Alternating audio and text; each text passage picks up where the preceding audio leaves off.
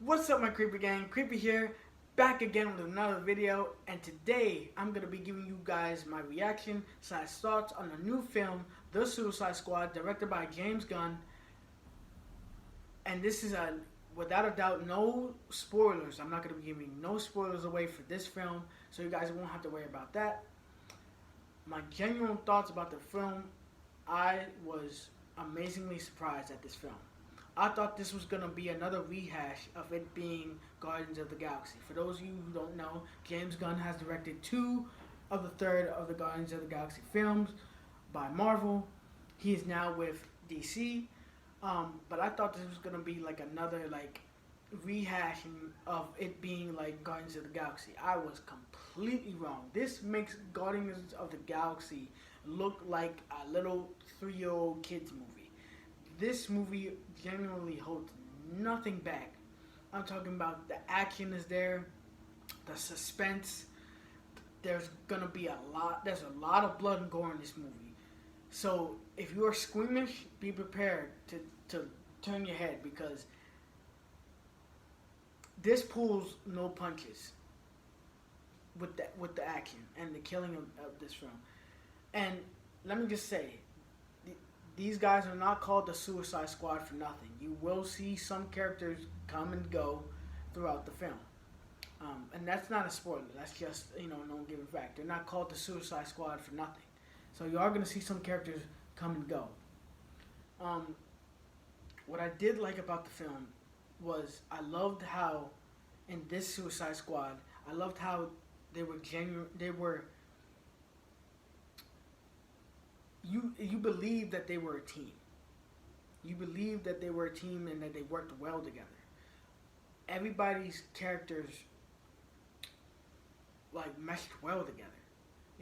With the first Suicide Squad film, they were just, mercenaries and killers, just hired to just do a job because they cared about their own lives. And they didn't care about who lived or who died. And with this one, they really were a team. They cared about, the members of the team in the Suicide Squad. There was friendship. There was a form of hardship throughout the team that I genuinely love and respect. I keep saying genuinely. I'm sorry, guys. I'm gonna mix it up for you guys. That I just admired about the film. I admired their teamwork. That's another thing I loved about the film. Another thing I loved about the film was, again, there wasn't no musical sequences like they did in Guardians of the Galaxy, which I love for Guardians of the Galaxy, because you know why I love that they didn't use no musical elements throughout the film, was because, again, that was perfect for Guardians of the Galaxy. I loved how they didn't do that and didn't copy from Guardians of the Galaxy. I love that. There are some actors in there that you are going to be familiar with. For one, Sylvester Stallone, who was in Guardians of the Galaxy. James Gunn's brother, who was also in Guardians of the Galaxy. He's in this film. He plays Weasel. Another actor who he I forget his name. I forget his name for right now, but he was also in Guardians of the Galaxy. He played Yandu. He's in this film. Now, let me just say, the acting in this film, it wasn't cheesy. Nobody was really a weak link in the film, which I love. Maybe for the first 15 minutes of the film, there were kind of a couple characters that were just kind of thrown away, but you understand why they were thrown away in the film. But Idris, I believe, I hope I'm pronouncing that right. Idris Elba, who plays Bloodsport. He was my favorite character throughout the whole film. He really stole the show for me. Between him and Margot Robbie, those two really stole the show for me. But him as Bloodsport, he is nothing like how Will Smith's Deadshot was. Even though they have some similarities between them, he is his own person. Idris Elba really brought his A game with this character. And after seeing this film, I definitely want to see more Bloodsport. I definitely want to pick up more Bloodsport comics. I want to know more about this character. This guy really, he made me laugh. He has some kick-ass scenes in there. You could tell that he was the main leader of the Suicide Squad. He really kept everybody together. Even though at first he was like, I'm not messing with these people. You know, I don't care about them. As the film goes on, he starts to genuinely become a leader and just brings everybody together. Daniella Melkor, who plays Ratcatcher, I loved her character. I thought that she was just gonna be another throwaway character and that she was gonna be, you know, useless, but she really served her purpose throughout the film. And between her character and Idris Elba's character, they really start. You could really tell that they start to form almost like a relationship bond. Maybe not like a full relationship, but you could tell that there's something there. There's chemistry between those two characters. And the way that she was childlike, she had this childlike sense of wonder towards her, and just her origin story, how they explained it, you could tell that her character has been through a lot, has been through a lot in her time as a child, and as she grows up, you start to have compassion towards her. And Daniella really sold me when she played Ratcatcher. I really hope to see Daniella Melkor in more films. I want to see her in way more films. She was amazing. She really did well. I hope to see her in more films. This is my first time seeing Daniella Melkor in a film, because I haven't seen her in any other film. So I'm guessing that she's a newer actress, but I would love to see her in more films, especially in DC. Again, Margot Robbie. Margot Robbie in this film, this version of Harley Quinn. Let me just say this right now, you guys. This version of Harley Quinn beats the other two versions that she played. I mean, you're probably like, Creeper, what do you mean different versions? In the Suicide Squad, you know, she played more like a sexy kind of version of Harley Quinn. In the other one, she was more like a woman empowerment type character. But in this one, she's all that into one. And again, Margot Robbie never misses when it comes to playing Harley Quinn. And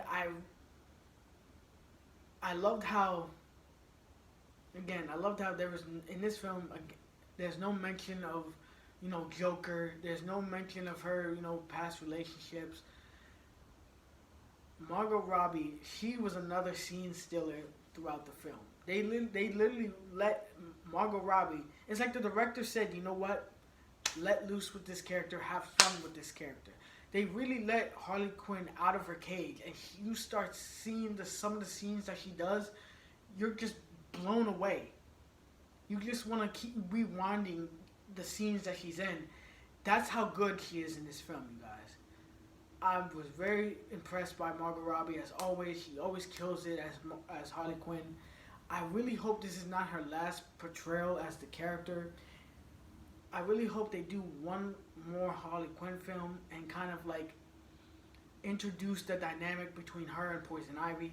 If this is Margot Robbie's last performance as Harley Quinn, she was top notch. She was top notch. She was great. And I'm glad that they didn't just, I don't even want to give anything away. You guys are just going to have to go to the movie theaters and see what I'm talking about. Again, John Cena as the Peacemaker. My God. The dude did not disappoint. Normally when I saw him, in like movies like, what's that movie he was in? Daddy's Home. And, he played in Fast and Furious. He played in so many other different films. I really thought that John Cena's acting skills have really gotten better. Really have gotten better. People always compare him to Dwayne The Rock Johnson. No, him and Dwayne are two different people. Even though they were from the same cloth from WWE, John Cena as an actor has gotten way better. He really sold the character of Peacemaker for me.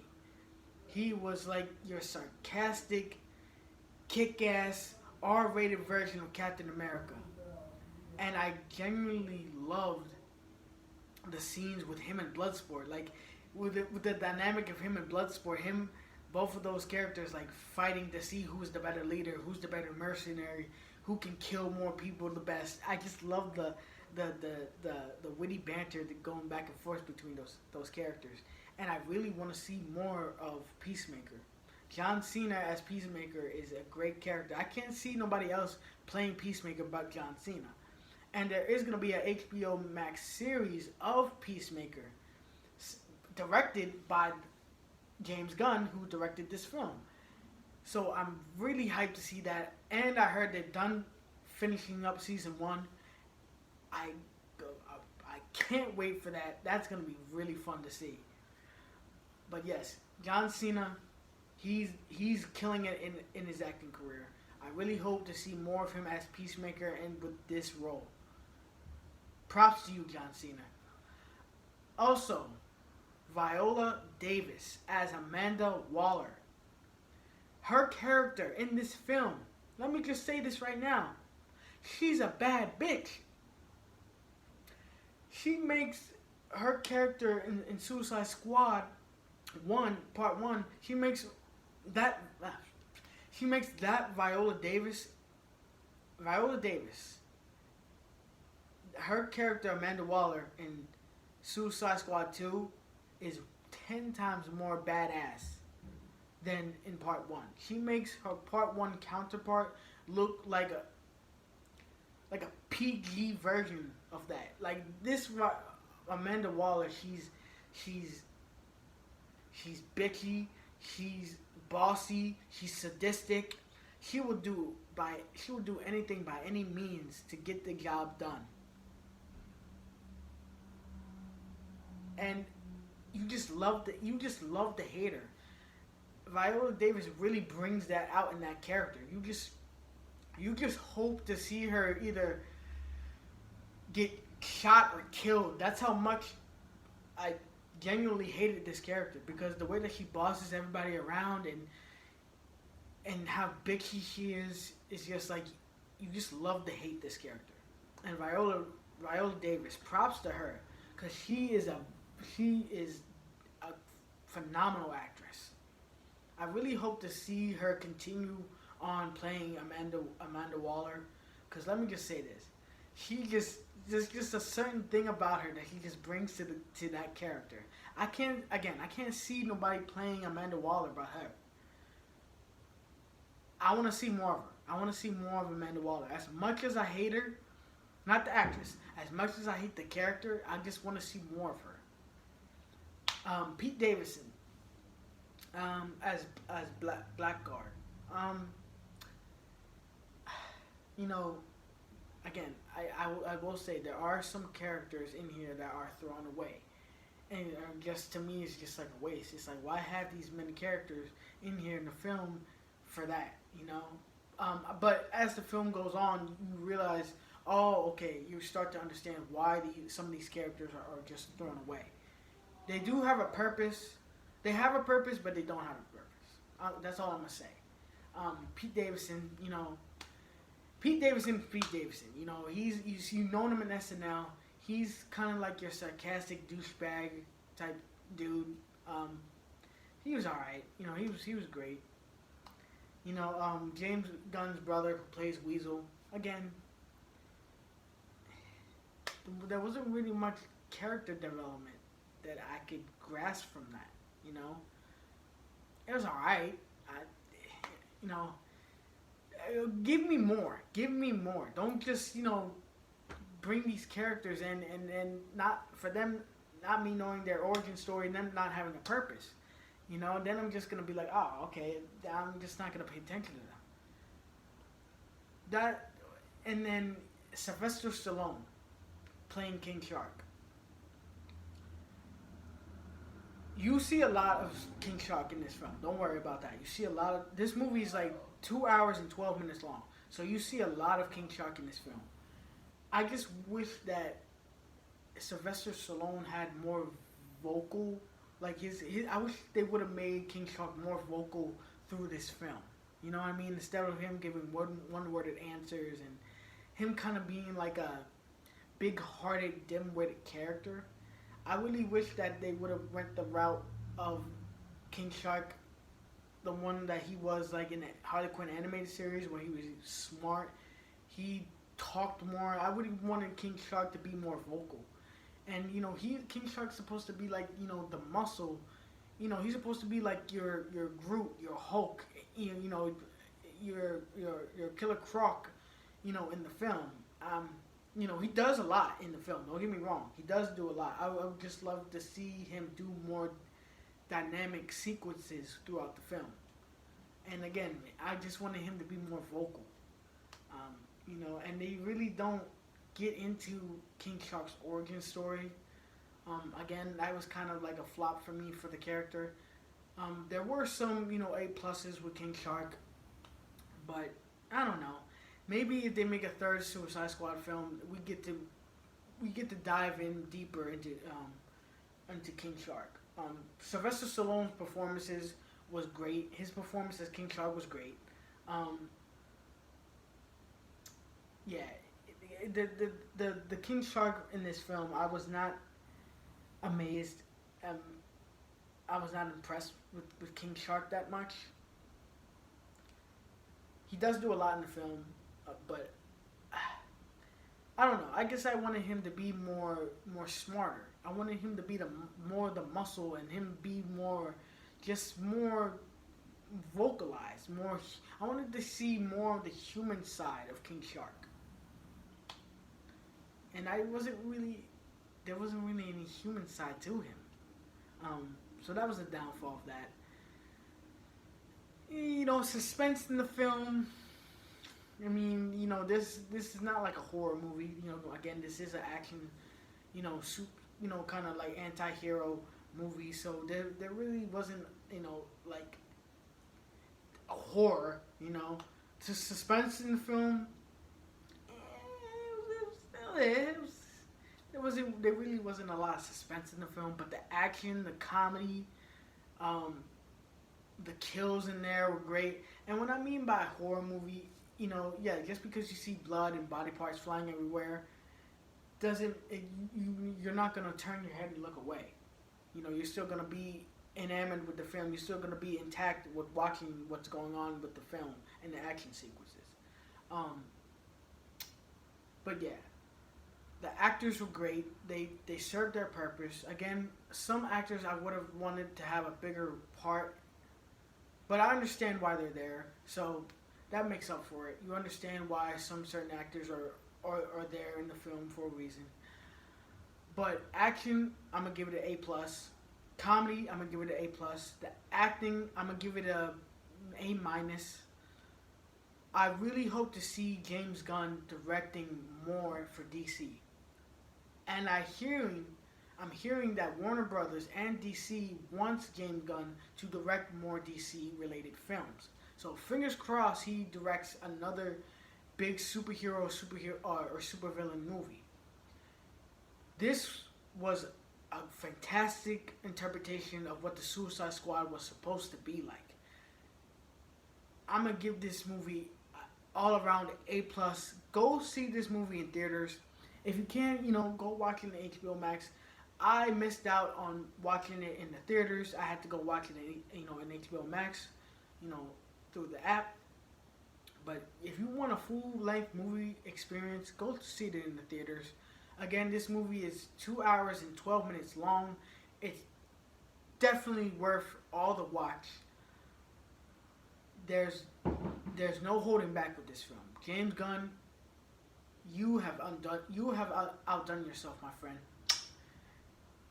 I hope to see James Gunn stay in DC and Warner Brothers property, because when you have a director that knows what he's doing and understands the characters and the love for the characters and just lets them loose, that's fantastic.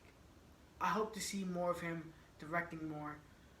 If you guys did enjoy this video, please give this video a thumbs up, for it does help out the channel. If you are new to the channel, be sure to hit that subscribe button. Be a part of the gang.